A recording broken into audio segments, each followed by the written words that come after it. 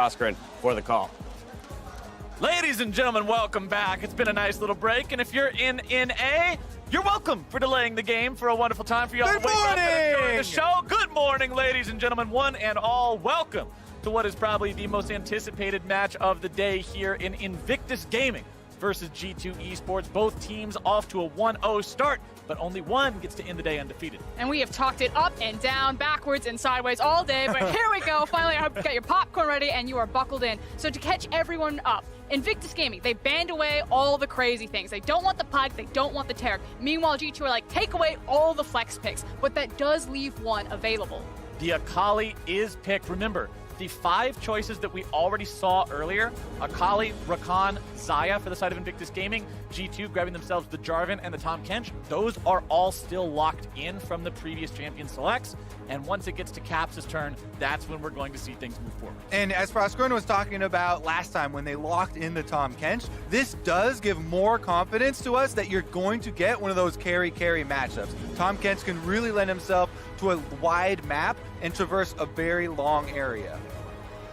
All right, IG, there's the Xayah. That one was accidentally misinterpreted as a Varus last time due to some difficulties, but now they got the right champs in there. The Lovers duo in the bottom lane. We've seen these champions pop off before.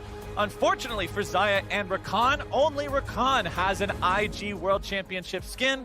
Poor Xayah. Oh! Therefore, G2 will lock in the Nico. You missed one. You missed one of the crazy picks. I've heard so many rumors about the Nico. We very rarely got to see it crop up in the LEC, but I'm unsure what position it will be played in, because classic G2, it can go either way. Exactly. Either 3 ways there, because Perkz could easily play it in the bottom lane, even as AP or on hit. So definitely a very versatile champion here.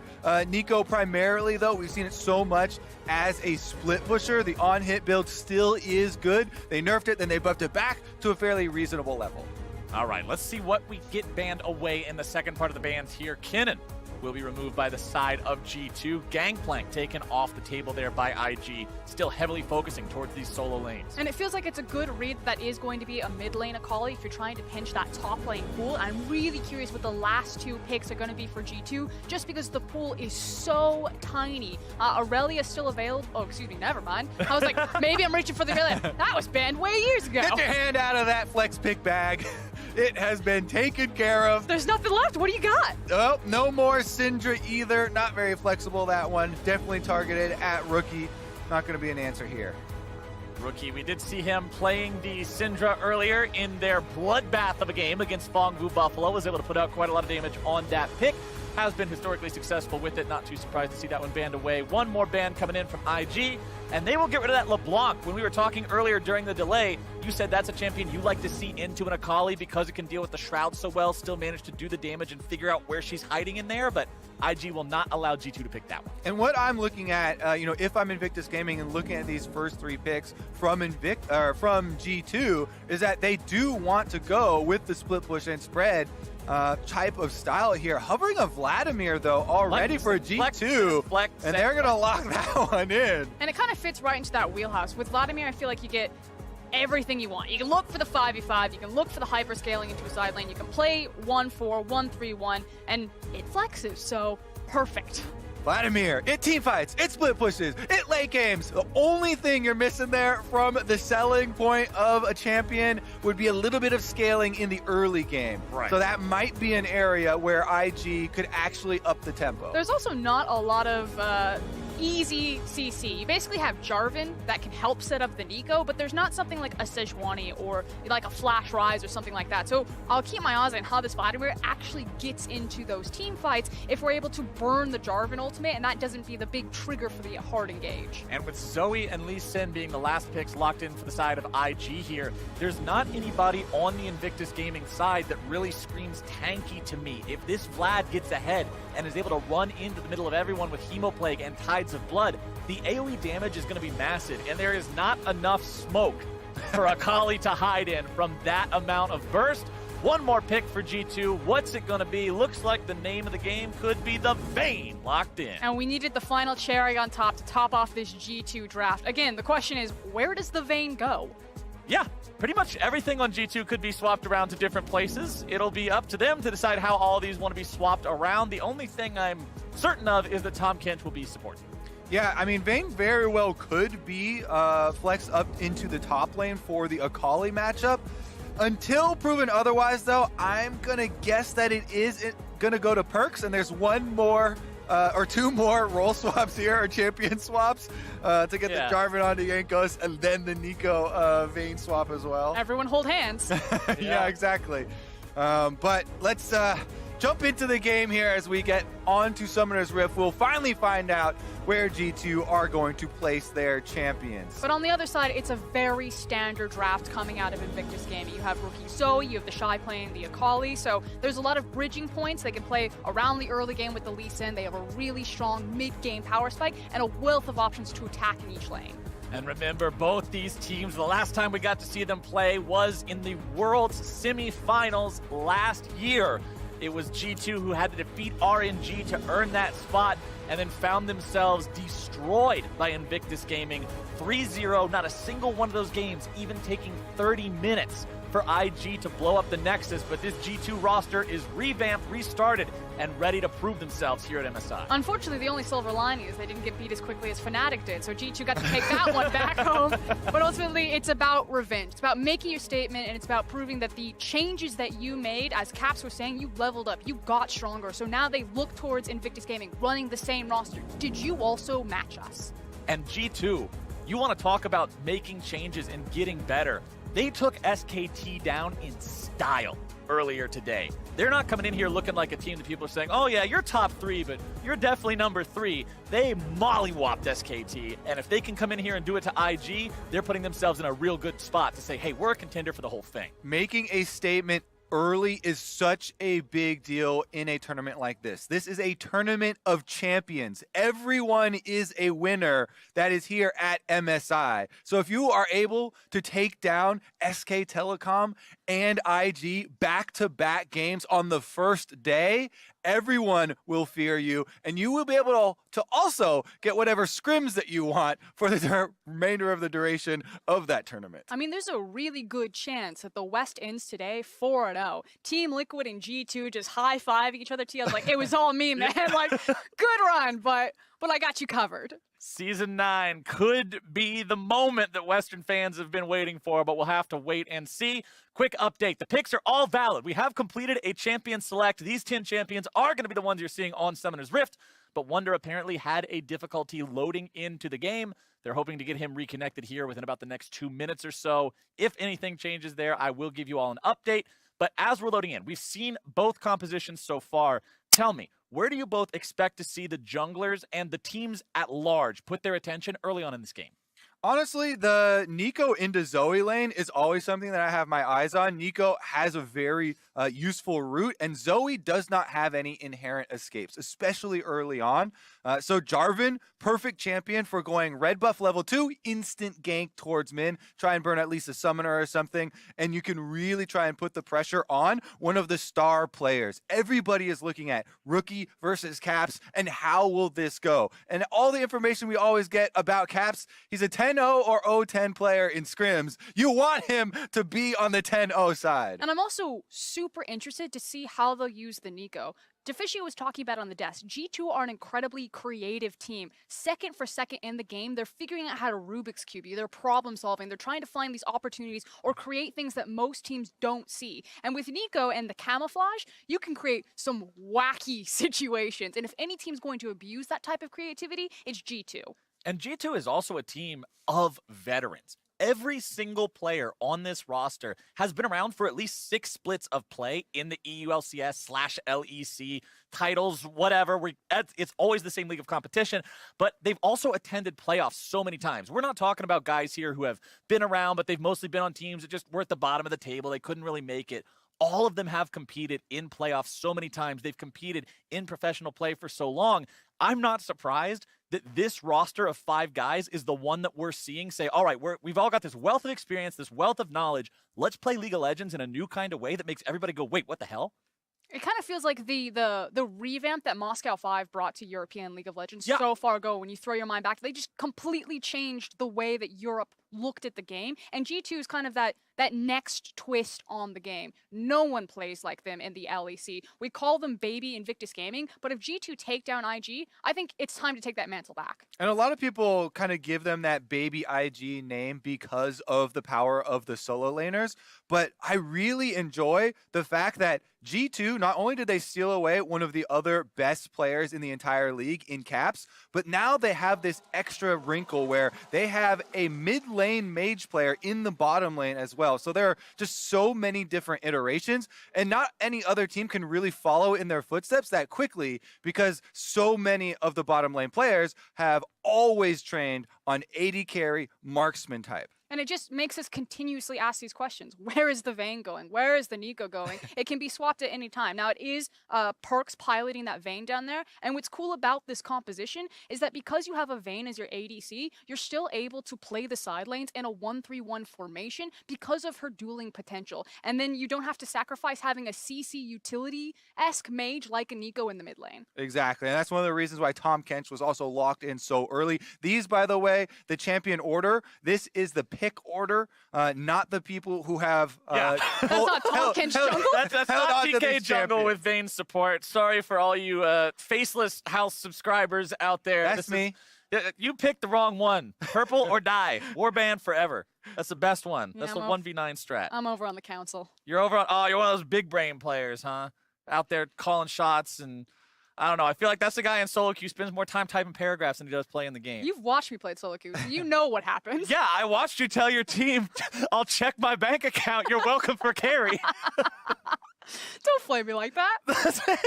I'm saying you did carry. I am complimenting how well you were able to drag that Teemo across the finish line, Frost. But we are about to hopefully get back in the game here soon. Players are re-entering Champ Select, remaking the lobby. Hopefully we can get everybody on to Summoner's Rift and finally bring you all IG versus G2. Earlier today, we saw what was not expected from either one of these teams in that G2 smashed SKT like we already brought up, but IG actually had a slugfest with Fongvu Buffalo. If you looked at the 6 games being played today and said, all right, find me the game that is most likely to be one-sided, most people would point at that one and say, yeah, IG favorites for the tournament, Fongvu Buffalo, the only emerging region here. Seems a little bit out of whack to me, but then Fongvu Buffalo just come out swinging. IG are dragged back down to their Fiesta-style roots, and we just get a blow-for-blow contest that, what was it, 17 kills at 12 minutes? And people should not be surprised by Vietnam having these types of games versus major regions anymore. That we have had many years of them getting so many kills, pushing these, established regions, I guess, to the limit over and over. And for them to do that against the defending world champions, just is such a statement and such a heartfelt and enjoyable game. It's also the fact that if any team is gonna smile back at you when you decide to go blow for blow, it is going to be someone like Invictus Gaming, and then the next team on that list would actually be G2. I hope that we get a similar, very fast-paced, high-tempo, bloodthirsty type of game here, but maybe it slows down a little bit. Maybe there's a bit more brain, a little less heart that goes into this one, because that was big heart, not a lot of big brain. And honestly, both these teams' styles do favor that. When you look at the stats behind both these squads from their regional play, it's G2 who has much faster win times than loss times. When they get ahead, they are just brutal with pushing it forward.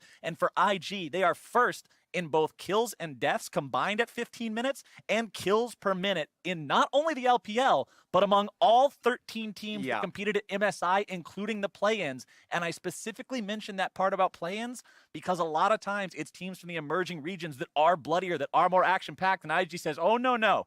Y'all sit down. Let me teach you how to play League of Legends. But I do want teams to kind of capitalize on the blueprint that PvP kind of showcased a little bit of. If you go and check the tape, look back at LPL Domestic, when Invictus Gaming do fall over, it's when you challenge them. This is not a team that has been shown to be beaten if you just kind of slowly scale them out and look for the team fight. You must go toe-to-toe. You must try to challenge them and contest them. Otherwise, they just run away with games. And a lot of the combined kills per minute stat especially for the first 15 minutes, is determined by the junglers. Jarvan and Lee Sin are both junglers that have a lot of options. They have a lot of mobility early on in the kit, and that is the biggest strength of these champions, that they can choose when to go in, when to go out, and try and gain information, then make the elevated choice. It also makes the jungle pathing that much more interesting because both these champions can also go over the wall. So try to get around, scout out some early vision, figure out where you're going to path around it, and catch someone off guard. I mean, we're talking about how the junglers are going to be paramount to those early game stats being what we expect them to be, and how the champions facilitate it, and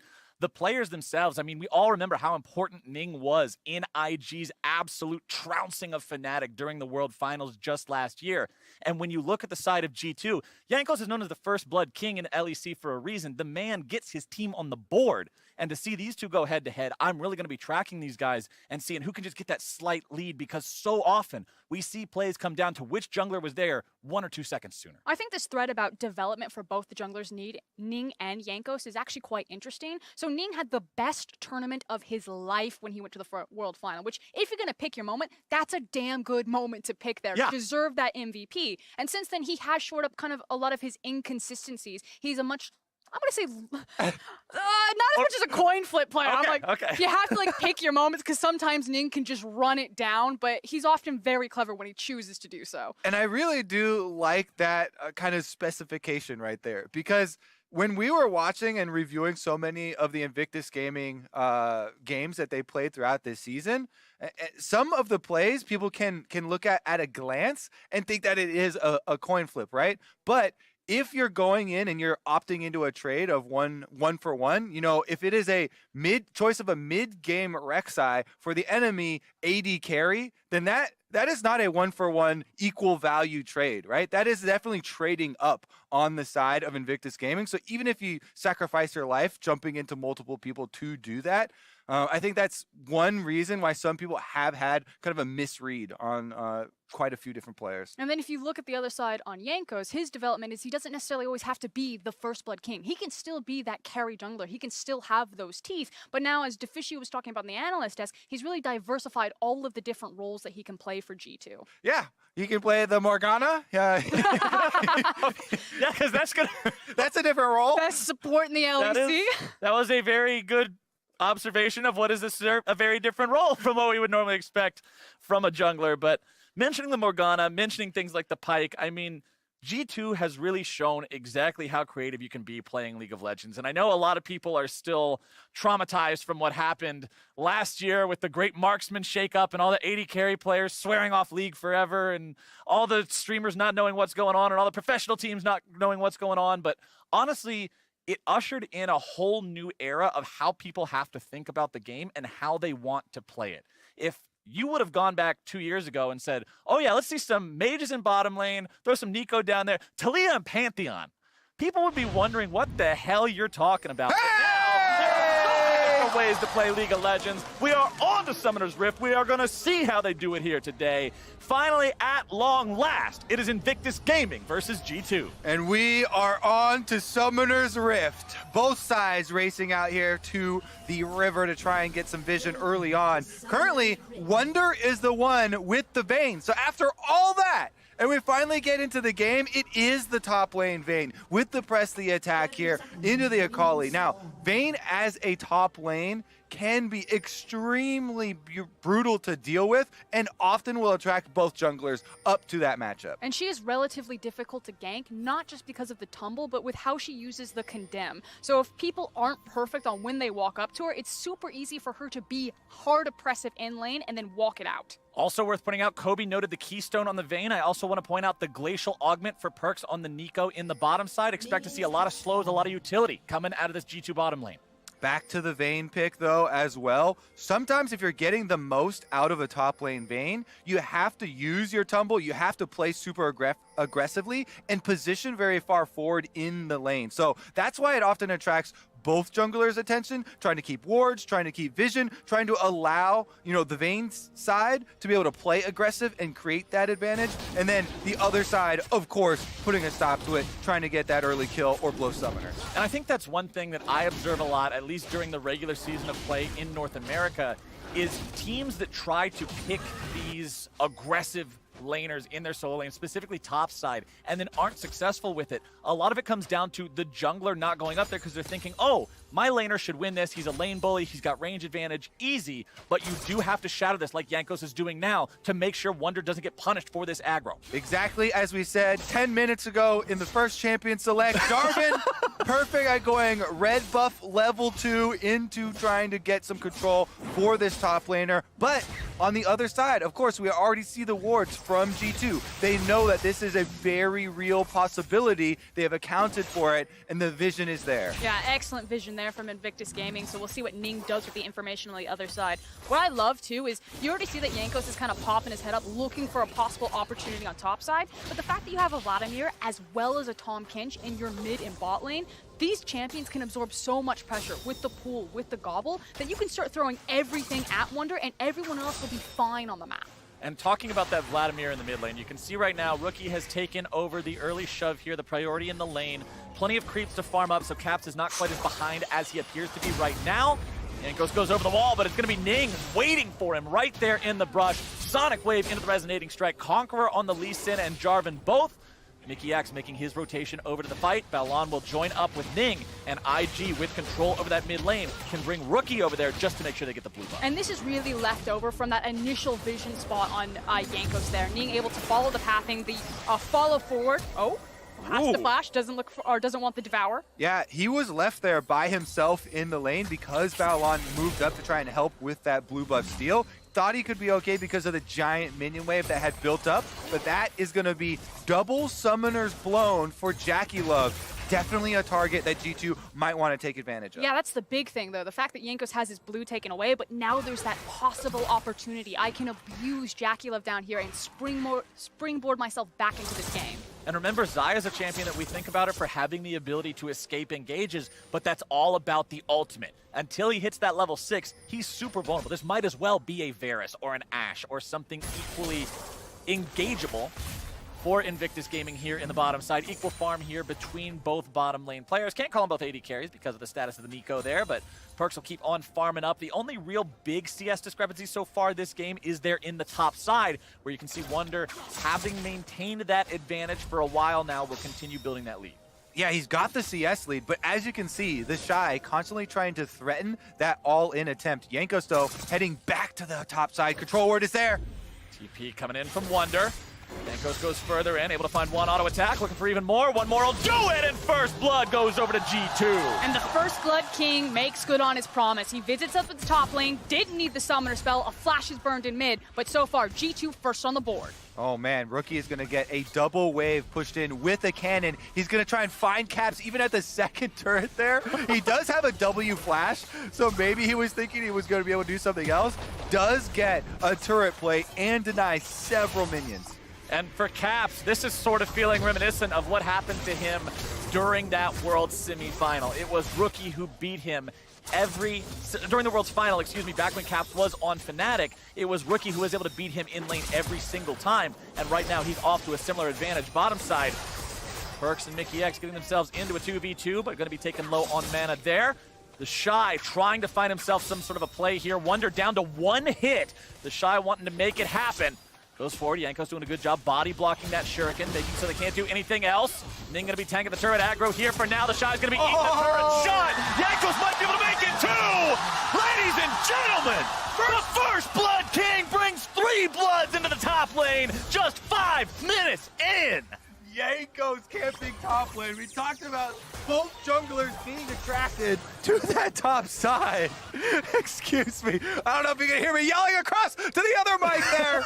Cody is so hype. Jankos gets not number 1, not number 2, but also number 3. This is all 3, not only just the kills, but the credit as well. So big gold stacked up on this Jarvan. Let's take another look at how the Shy gets Wunder low inside, but Jankos comes in, uses the sweeper to try and reveal, does get the initial knock up here, and then it is the Shy and Ning that try and go for the tower dive. And here's the thing, you think this is disaster for G2. You're like, this is a 2v1 scenario, but Jankos and Wunder play it so well. Wunder being the initial bait here. You know Invictus Gaming are gonna bite, you know they're gonna look for it, and then expertly layered CC, make sure he finds the knock up, and then just sidestep, boop, See ya, Ning. You can't play that much better if you're Jankos there. G2 has to be happy with how that one played out. That Jarvan now sitting on completed Cinder Hulk, not even 7 minutes in. Yeah, the Shy and Ning also going to want that one back. Couple of mistakes there, taking the extra tower shots early on, but now it is double level 6s here for the duo on the top side. And guess who's back? It's the Jarvan camp squad. And I just want to say, good guy, Jankos. 3-0 right now. Goes for the Cinder Hulk, Jarvan. He's a team player. See here, Caps trying to find himself a little bit of a trade here onto Rookie in the mid lane. Wants to get the Empowered Transfusion, but Rookie's not going to allow him to do so. Able to find the Proto Belt, a little more coming through. Emo Plague drop down onto Rookie, who now has to try to get himself away. It's Jankos coming in, able to find the Cataclysm. Rookie with a flash out. That is his real flash, but he will survive. Yep, and Jankos is going to stick around to help him push out the lane as well. Allow him an extra timing. This is kind of the Invictus Gaming strength right now. It is the Zoe harassment on the Vladimir early on. As we talked about in Champ Select, the Vladimir, the one thing he's not bringing to the table is the early game. But just takes a level 9, make sure he gets most points into his Q. He'll be able to sustain that lane and should try to fight back a little bit at some of this Zoe poke. And bottom lane, you can see some poke coming out of the side of G2. Remember, Nico's root lasts forever if she can launch it through the creep wave and then hit you with it as the last target. 3 seconds at maximum duration is an incredible amount of time to be locked down, and they get a very good trade against IG4. But hold up, we're back up into the top lane. Curious when Ning's gonna go for his play. Doesn't have flash, does have access to the Dragon Rage kick. Wonder walking forward, doesn't want to go too far out there, just wants to... Honestly, I would be looking for a counter gank right here and waiting because they know that Jankos is constantly camping, and now that he goes for the ward! There you go! Ning's gonna find him into the wall there, burst coming through, and Ning will shred Wonder out before Jankos can even make his way into the mix. That is finally Invictus Gaming on the board. Yep, they see Jankos killing the ward. Once he reveals it and starts auto-attacking it there, they know that they have the distance they can pull off that 2v1. Ning with a very nice kick into the wall. Look at that Dragon Rage. He doesn't go anywhere, allows the Shy to land his skill shot, then finishes off with a very quick ultimate, and that is going to be a little bit of a turnaround for the top side. Unfortunately for the Shy, he actually did not get kill credit though, and it was money over to Ning. And it can be a repeat gank because now the flash will be back up for Ning, just can wait for that cooldown, and it feels like everything is just a magnifying glass on this top laner, a Kali Vayne. Who is going to win the volatile matchup? Who is going to start popping off? And this is exactly what I said I wanted to see coming into the matchup between these two teams.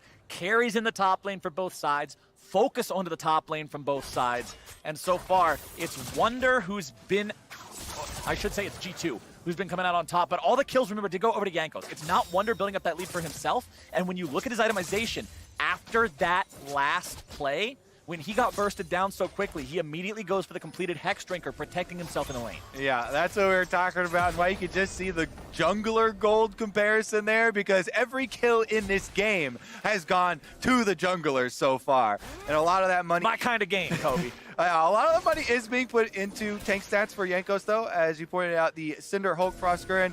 Double buffs now, though. He's down to the bottom side with control wards all around this early dragon. He can start up the Ocean Drake and take the early regeneration for G2 to help out with that lane phase. And it feels like one of the advantages of transferring your gold lead into more tank stats from Jankos is that there's not really a traditional tank in this team. If you look at it, between the superficial health that Tom Kench is going to get with Grey Health and Jankos itemizing tank, there's an actual front line for G2 if this does come down to team fight phase. And I'd also say the type of tank stat that he's buying is indicative of where he's going to continue to camp. It is magic resist with the null magic mantle and the double AP solo laners. Now, topside, Ning wants to set up a play here yet again. Wonder is past the days where he can just auto-attack the Shy with impunity. You see that the Shy can easily find some good trades onto Ning. Going for the kick, but not able to find it there. One more auto attack from Wonder would have sealed his fate, but Wonder does a good job getting himself out of the way of that one. Flash from both Invictus Gaming's jungler and G2's top. Yeah, very good reactions there from Wonder to immediately ult and tumble to get the invisibility. Ning was not close enough to instantly dragon kick after his flash, so it does not go off, and they trade flashes. Meanwhile, bottom side, Xayah and Rakan doing what they do best, going in for the 2v2. Damage coming out there from Perks. Gonna make sure that nothing else happens out of that one. Balon chunked pretty low, has to use his flash, and he'll be going home. And you can see how oppressive Nico can be in the lane phase. It feels like Kench and Perks are just so far up into this lane, constantly throwing those roots, constantly dropping those sapling bombs. This is what I like to see. You know, you wanted the carry v carry matchup in the top side, Captain Flowers. You don't get much more carry v carry than Akali and Vayne with constant jungler camping. Jankos again hanging out of. He went to the sporting goods store. He found himself a nice tent, and he's just set that sucker up in top lane the entire time. You get one, maybe two camps in between visits back to the top lane. He does have the Rift Herald though, and plates are available in both mid and top for him to go for. Most junglers farm their camps and then gank the lanes between it.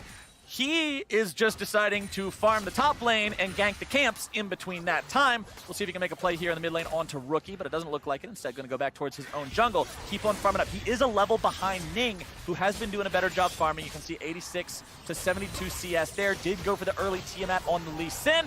Now in the mid lane, it's Balon able to find the knock-up onto Caps, who's now going to mount himself a bit of a counterattack. Mickey X making his way into the mid lane now as well. Sonic Wave coming in from Ning, who can't quite get himself into the fight just yet. And it looks like both sides are going to walk away. And this is a classic maneuver. I'll hold the thought, though. Maybe the Shy goes crazy. He's got flash. This matchup turns so heavily, as you can see. Once the Akali has the level 6, has so much more threat for this all-in, now it becomes, oh no, the Vayne dropping CS, because there's so much. 100% to 0. Oh, Rookie's in some trouble, trying to get himself away from this Cataclysm. Does still have his flash ready to go, looking to turn something around, maybe. He has backup coming in from the Shy, who makes his way in and finds the assassination into the shutdown onto Jankos. Cap now in some trouble himself. A lot of damage coming in from the side of IG. Mickey X going to be taken down in the Dragon Pit at the same time into the 2v2. Back into the mid lane is Wonder going to be taken low. Cap's also below half HP. The Shy at 200. The disengage will happen as Perks looks to find something else here onto Balon. Not going to get enough damage to kill. And suddenly Invictus Gaming bite back right there. Huge shutdown into the pockets of Akali of all things. And this is massive because while you have this Vayne, while she's getting so much attention, so many resources from Jankos, I'll hold it. Oh, nice pull there. Ning not able to find the Sonic Wave. Just goes for the Dragon's Rage anyway. Not going to get much from that one. The Shy going in, going forward. Sonic Wave doesn't even need the resonating strike.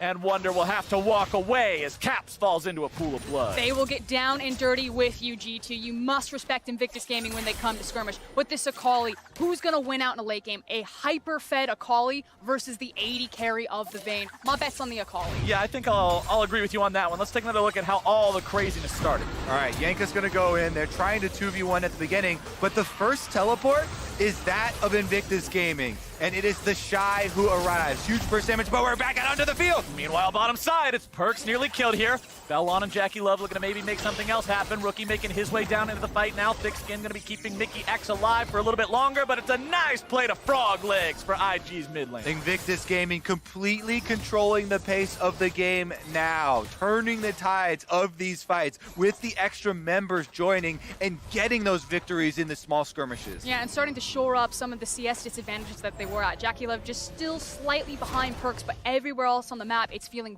very good for IG. Collectively as a team, they are ahead than G2's Jankos. All right, take another look at how this happened down bottom side. Balin went all in on Perks.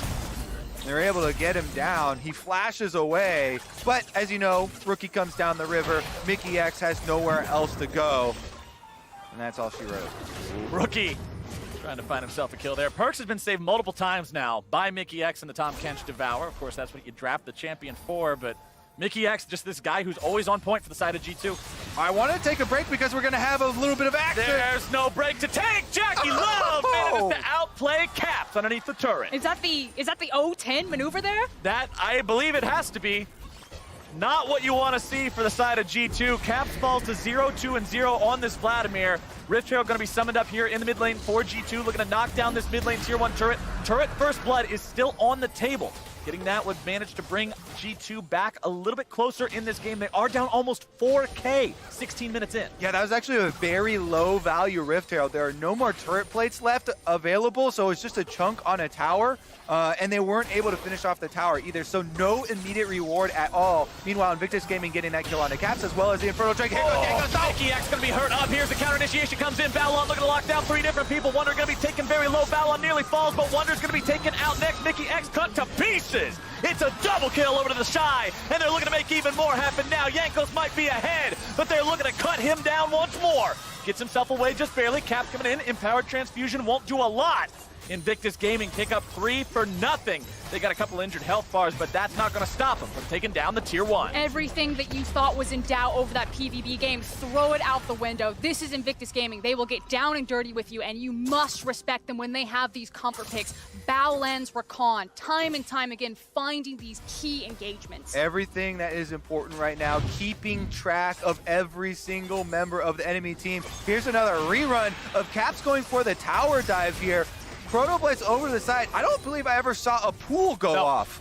Died without it. And he instantly dies on the bottom side there, so Jackie Love happy to get that one, but here's the second replay, the Jarvan initiation into the Bao Lawn lockup, and now we're back into another! Meanwhile, in the mid lane, it's going to be Jackie Love in some trouble, going to be shut down as Caps gets himself on the board. He'll be taken pretty low. Rookie's going to grab the kill onto him as now Invictus Gaming makes their own counterattack. Ning goes on a rampage, taking down Perks. Mickey X is thrown up into the air, and he'll be taken down again as well. A double kill for Invictus Gaming's jungler. They may have lost their AD carry, but they'll find 3 in return. And they've got control of the map once again. Bottom turret is extremely low here. The Shy going in on a wonder. Oh, this is not where this Bane wants to find herself. The damage comes through. The Hex Drinker won't do a damn thing. Not versus Sork, Boots, Oblivion Orb, and the converted...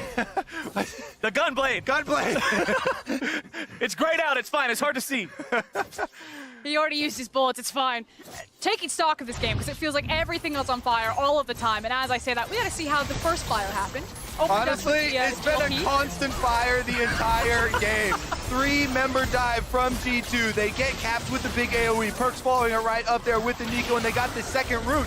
But Rookie gets the kill onto Caps just barely. Ning healing off of it, and then with Baolon coming in with the shield, he doesn't go down. They finish up the second kill, and they're able to get down. And it feels like time and time again, it's Invictus Gaming having the numbers advantage in the collapse. When we were talking about this game, we don't get a chance. There's no talking about this game. Just kills all the time. There is never a chance to talk when it's G2 against IG.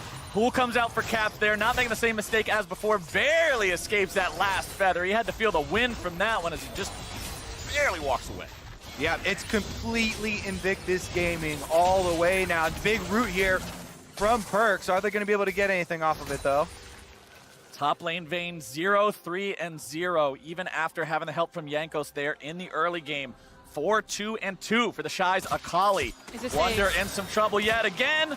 Tale as old as time, song as old as rhyme. Akali against an 80 carry. Not quite, but the Flash is going to seal his fate. Teleport. That's the Shy picking up 1, but the cavalry has arrived. The Shy has no way out of this one. He'll surely fall to the collapse coming out from G2. They want to give the kill over to Caps. They'll do so, and that's his second of the game. Yeah, he used everything going for that tower dive. We might continue, though, here. Jackie Love and Baolon getting some damage onto the turret as G2 rotate up. They do have the extra inside track, I guess, on trying to get up there. Tom Kench ultimate is available if they want to try and defend topside, too. And that's what it feels like. You want to see G2 kind of focus more about their side lanes, kind of get everything in a row, and then look for these fights, try to rip Invictus Gaming around the map through their vision. That's how G2 normally win their games, but they're falling into the IG trap. They're trying to beat themselves to the punch, and they're not taking account of simple math. They don't have enough key members when they try to do it. And IG is so far ahead in this game right now. Nearly 7,000 gold at 20 minutes is an absolutely massive lead. And let's take another look at how the Shy made this one happen. Has a ward, so he's able to go right up to the corner, get the first burst damage onto Wonder. Then follows him onto the tower, uses the flash, and tags him with that final. Invictus Gaming constantly in the face of G2 Esports, pushing forward into the jungle, looking to cut off that vision, cut off that control over the map. They'll push on the tier 2 in the mid lane here now as well. Jankos will throw down that flag, but there's not a lot else he can do about it as G2 watches their 4th structure crumble. And I want to point out how Invictus Gaming are hiding out with Rookie, trying to hunt and find where G2 are looking for that flank and denying them any opportunity for engagement. Rookie continuing to just throw those skill shots forward. It's dangerous to walk into your jungle when you're this far behind and your opponents have such good vision. It's doubly dangerous against a champion like Zoe that sets up the picks so phenomenally easily. And then even if you try to save someone who's in some trouble, if Balon's hanging around, all of a sudden everyone gets engaged on and it goes from bad to worse. The Mountain Drake is up. You can see Ning working on that one right now. If the Fog of War disappears, he's in the pit. He'll secure that one easily for IG by himself. And considering we're past the 20-minute mark and IG's 7,000 gold ahead and a Mountain Drake is now in their pocket, Baron is a very real possibility. The other big problem here for G2 is that this composition does not play well from behind. Rookie now is on the run. Caps flashes in for him. Caps going very aggro on this one, but now the punish is potentially coming in from the Shy. Pool going to be popped there from Caps. Balon also going to be showing his face. Goes in for the knockup. Able to find it only onto Mickey X. A good devour onto Caps. Going to be keeping him safe. But IG's now put themselves in a spot where they're going to be pushing into the top side. Yeah, and G2 don't want to take this fight. If you peek at the items, they are not ready to do so. Yeah, Caps is hitting hard, but he was the beneficiary of some shutdown gold. Wonder is not in a good spot. He's got like the KFC variety bucket of items. The double down for the Vayne in the top side. Not exactly what you want to see, as Mickey X is only going to be seeing black and white for the next 30 seconds. He's going to be taken down. Ning going to go dominating, taking out Perks there on the backside. Yankos gets a return kill onto Balon, but now Cap's going to be taken very low, nearly taken down. Yankos will be buried in the top lane along next to his friend, as the shutdown onto Ning will not mean much when Invictus Gaming is diving deep into the base, and it is an ace for IG. It's more than that, it's a slaughter. That was between Towers and Invictus Gaming were styling on G2 at that point. Just look at those angles from the Shy going for this dive. Invictus Gaming complete that dive emphatically and are able to take the turret afterwards. This is not even close. Invictus Gaming, 9,000 gold ahead of their opponents right now. 7-3 on the Akali, 6-2 on the Lee Sin. The Zoe still hasn't died yet. These guys are just completely in control. Yeah, G2 still looking for those plays, though. Still looking for areas that they can go aggressive, because they aren't going to win with this type of composition by sitting back and defending. You can't actually rely upon the farm for late style when you draft it this way. They are, both teams, making League of Legends look extremely fun, though. And I don't mean to be the Debbie Downer here, but I think G2 are in a spot where they're now depending on IG mistakes to win, because look at how the fights are with IG being this far ahead. But that's totally fine, because G2 like to try to force you to make mistakes and then capitalize them. Unfortunately, as we look at this replay, it was pretty much the exact opposite. Invictus Gaming said, you want to go toe-to-toe? We can do it. They collapse again and then rip them from the inside out. Shut down. Wonder, you can see, tries to get away here, thinking maybe I'll get out. The Spooky Ghost doesn't quite find him, but the Akali's even spookier. That far ahead means there's no escape for this Vayne. 0-5-2. We always like to joke around about Vayne being full build when she hits Blade of the Ruined King and Ginsu's Rage Blade. Well, considering she's died 5 times, considering the build had to be delayed by the Hex Drinker, she's still only at half of that build. As Yankos goes in, but he's going to be killed immediately. Perks are going to find the damage, not quite going to get it onto Jackie Love, who goes into the Featherstorm, getting himself away. Wonder's able to find the kill onto Ning, but now more damage coming out. Wonder going to be taken low, but not taken down. Perks grabbing the kill onto Jackie, as Caps will clean up Balon, and 3 die on IG. G2 rewarded for continuing to look for those aggressive plays. The Shy's trying to make them pay for it here, but he won't be able to track down anyone, and G2 get out with only losing 1 member. And they will not sit by and just watch themselves passively lose this game. They will continue to play forward and aggressive, and you're starting to see how this composition works. It's basically a Venn diagram of murder. Jarvan drops on one person, Nico drops on top of them, and then Vayne supposedly should be running around with Vladimir in the middle of that. We got a big ult circle from Jarvan, we got a big ult circle from Vlad, and if those all overlap with the big ult circle from Nico, we've got success. But if they don't, IG's able to move forward like this. Wonder taken down to 1/3.